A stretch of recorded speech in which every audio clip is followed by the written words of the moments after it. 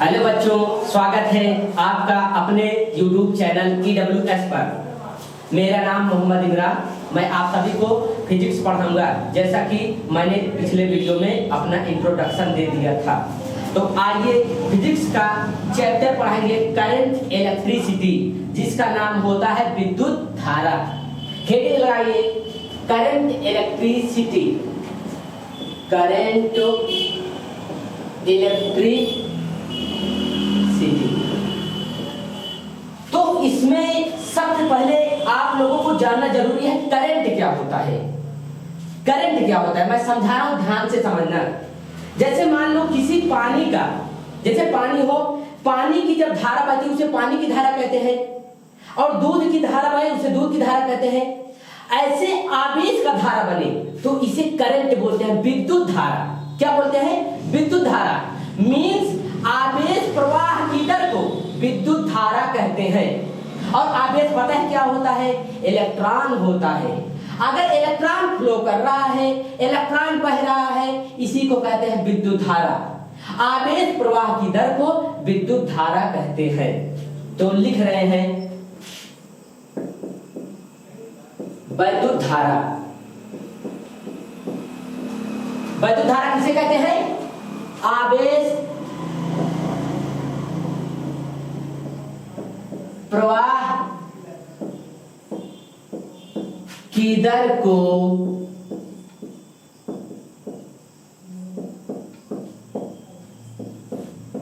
विद्युत धारा कहते हैं। क्लियर? इसे I से डिनोट करते हैं, इसे I से प्रदर्शित करते हैं। अब मैं आपको जोरदार तरीका बता रहा हूं। अगर कभी भी दर आए, दर लिखकर आ गया तो इसका मतलब होता है टाइम से डिवाइड कर दो। क्या कर दो? टाइम से भाग कर दो। तो हमें पता है आवेश को किससे व्यक्त करते हैं, बताओ भाई। आवेश को क्यू से व्यक्त करते हैं, और टाइम समय को किससे व्यक्त करते हैं? किससे व्यक्त करते हैं? टी से करते हैं ना।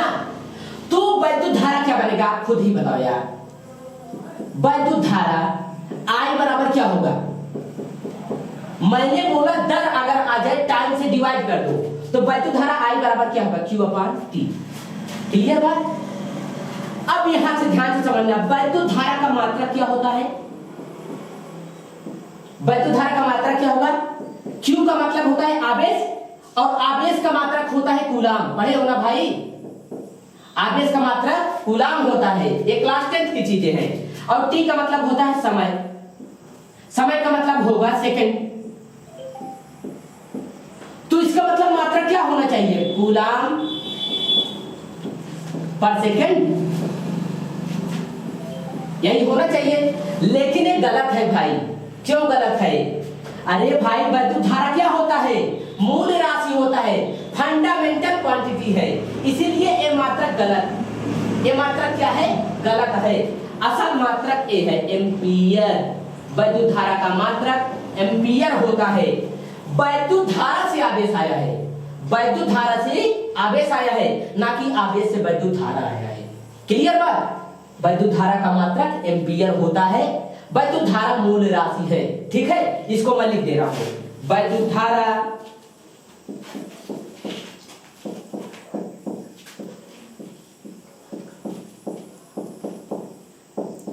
मूल राशि है। लिख लीजिए इसको, मिटा दे।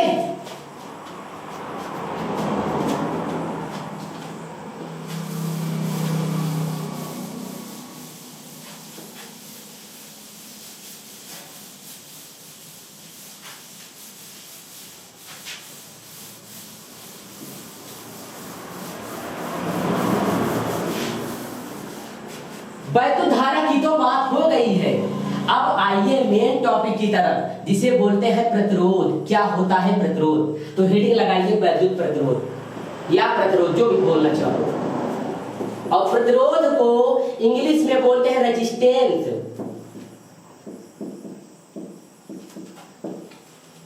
ध्यान से समझना, जैसे करंट के प्रवाह में आवेश प्रवाह की दर क्या होता है, विद्युत धारा।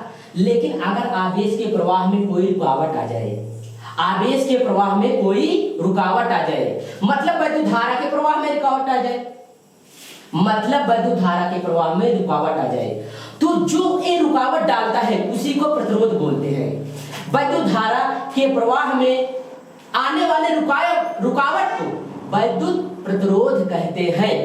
तो मैं एक पॉइंट लिख रहा हूं, विद्युत धारा के प्रवाह में आने वाले रुकावट को विद्युत प्रतिरोध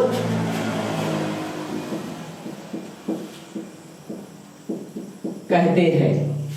ठीक है, विद्युत धारा के प्रवाह में आने वाले रुकावट को विद्युत प्रतिरोध कहते हैं। इसे R से प्रदर्शित करते हैं।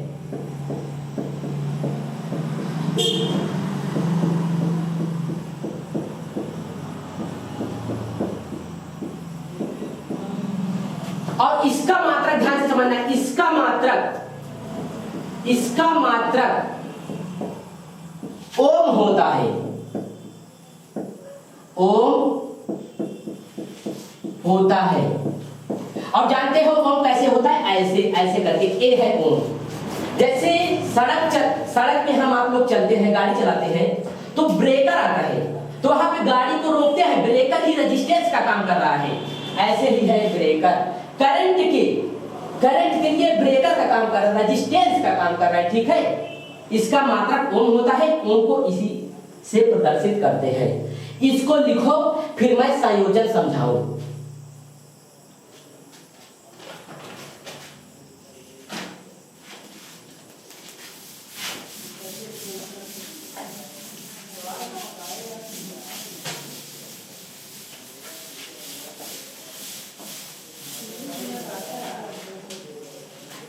ध्यान से समझना भाई,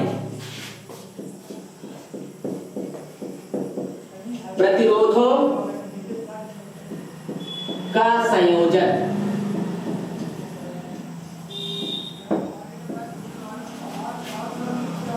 प्रतिरोधों का संयोजन ध्यान से समझना। दो प्रकार के संयोजन होते हैं, एक होता है श्रेणी क्रम संयोजन,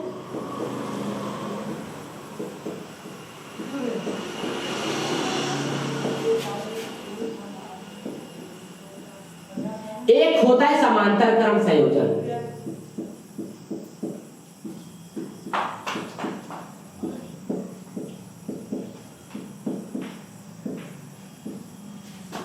ध्यान से समझना, देखो अगर मैंने तीन प्रतिरोध इस प्रकार लिए, देखो ऐसे ऐसे ऐसे, पहला प्रतिरोध है R1, अगला प्रतिरोध है R2, अगला प्रतिरोध है R3। अगर मैंने प्रतिरोध को इस प्रकार लिया कि पहले प्रतिरोध का अगला सिरा अगले प्रतिरोध के पहले सिरे से जुड़ा हो, पहले प्रतिरोध का अगला सिरा अगले प्रतिरोध के पहले सिरे से जुड़ा हो, तो इस प्रकार के संयोजन को श्रेणी क्रम संयोजन कहते हैं। आई बात समझने, ध्यान से समझना। R1 को मान लो, R1 है पहला प्रतिरोध, इसका अगला सिरा यही तो है, और ये वाला अगला प्रतिरोध है, इसका पहला सिरा यही तो है, दोनों देखो करेक्ट है ना। यही है श्रेणी क्रम संयोजन। जब प्रतिरोधों का संयोजन इस प्रकार हो कि पहले प्रतिरोध का अगला सिरा अगले प्रतिरोध के पहले सिरे से जुड़ा हो, तो इस प्रकार के संयोजन को श्रेणी क्रम संयोजन कहते हैं। क्लियर? और श्रेणी क्रम संयोजन में विद्युत धारा सेम होता है। श्रेणी क्रम संयोजन में विद्युत धारा सेम होता है। क्यों होता है देखो, आप खुद ही बताओगे। देखो अगर मान लो मैंने ऐसे बैटरी लगा दिया, ऐसे बैटरी लगा दिया, बैटरी का सिंबल यही होता है। क्या होता है बैटरी का सिंबल? यही होता है। ये बैटरी है, हमें पता है बैटरी के ए प्लस टर्मिनल होते हैं, ये वाला निगेटिव टर्मिनल होता है। प्लस वाले टर्मिनल से क्या होगा? करंट जाएगा। प्लस वाले टर्मिनल से करंट जाएगा। जब जाएगा ऐसे कहीं देखो कहीं पर बट रहा है, खुद देखकर आप बताओ। यहाँ पर करंट बन रहा है, मान लो आई करंट गया तो इसमें क्या होगा, ऐसे जाएगा सीधे। अब यही गया, यही इधर चला जा रहा है, तो श्रेणी क्रम संयोजन में वैद्युत धारा सेम होता है। ठीक है, इसको लिखो, लिख लो, फिर मैं इसका डेफिनेशन लिखूं। लिखते, चलो श्रेणी क्रम संयोजन का मैं डेफिनेशन लिख दे रहा हूं।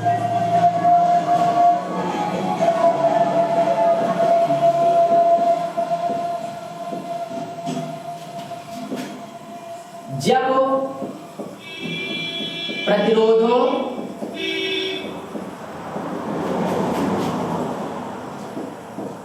का संयोजन इस प्रकार हो कि पहले प्रतिरोध का अगला सिरा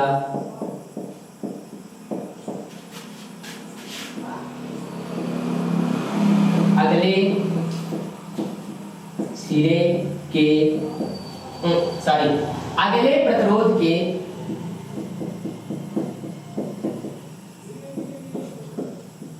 पहले सिरे से जुड़ा हो तो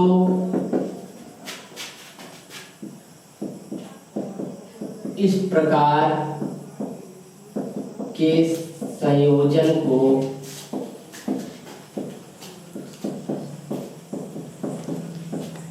श्रेणी क्रम संयोजन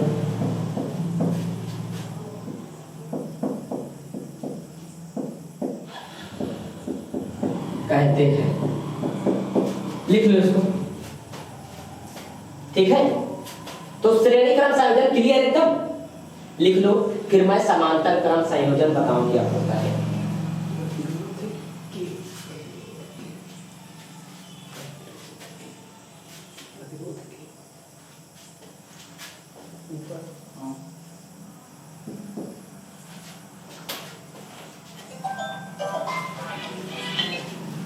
बेटा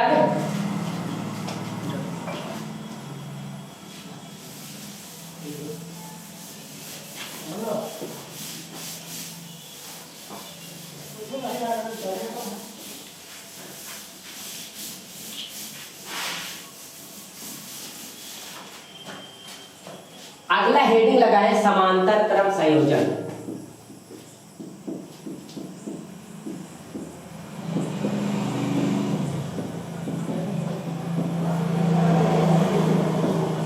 देखो समांतर क्रम कैसे होता है, ध्यान से समझना, बहुत आसान होता है। अगर मान लो मैंने पहला प्रतिरोध लिया ऐसे, ए है R1, अगला प्रतिरोध है ए R2, अगला प्रतिरोध ए है R3, फिर ऐसे कनेक्ट हो गया यहाँ पे ऐसे, फिर ऐसे दूसरे छोर से निकल गया। ठीक है, मैं समझा रहा हूँ, टेंशन ना लो, आराम से मैं समझाऊंगा, ये भी समझ जाएगा। देखो अगर बैटरी मैंने एक कनेक्ट किया तो किसी किसी बुक में बी वोल्ट भी लिख देते हैं ना, आप लोग समझते रह रहे चीजें। तो इसमें क्या होता है, ध्यान से समझना, जब प्रतिरोधों का संयोजन इस प्रकार हो, जब प्रतिरोधों का संयोजन इस प्रकार हो कि प्रत्येक प्रतिरोध का पहला सिरा एक बिंदु से जुड़ा हो, प्रत्येक प्रतिरोध का पहला सिरा एक बिंदु से जुड़ा हो। देखो R1, R2, R3 का पहला सिरा एक बिंदु से जुड़ा है, R1, R2, R3 का पहला सिरा एक बिंदु से जुड़ा है, R1, R2, R3 का दूसरा सिरा एक बिंदु से जुड़ा है। तो इस प्रकार के संयोजन को समांतर क्रम संयोजन कहते हैं। क्लियर, मैं लिख रहा हूं, देखो जब प्रतिरोधों का संयोजन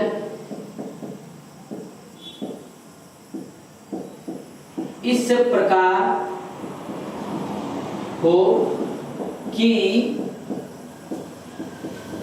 प्रत्येक प्रतिरोध का पहला सिरा एक बिंदु से अगला सिरा दूसरे बिंदु से जुड़ा हो तो इस प्रकार के संयोजन को समांतर क्रम संयोजन कहते हैं। ठीक है, और एक चीज ध्यान देना, समांतर क्रम संयोजन में वोल्टेज सेम रहता है। श्रेणी क्रम संयोजन में धारा सेम होता है, समांतर क्रम संयोजन में वोल्टेज सेम होता है। ठीक है, मैं ये पॉइंट लिख दे रहा हूं। समांतर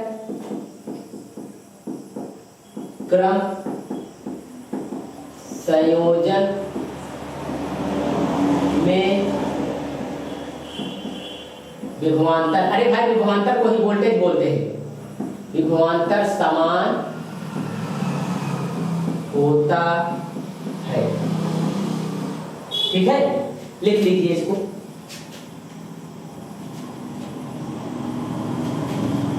उम्मीद है आप लोगों को यह वीडियो अच्छा लगा होगा। थोड़ा सा वॉइस का इशू है, जल्दी इसका भी समाधान किया जाएगा। आप लोग साथ बनाए रखिए।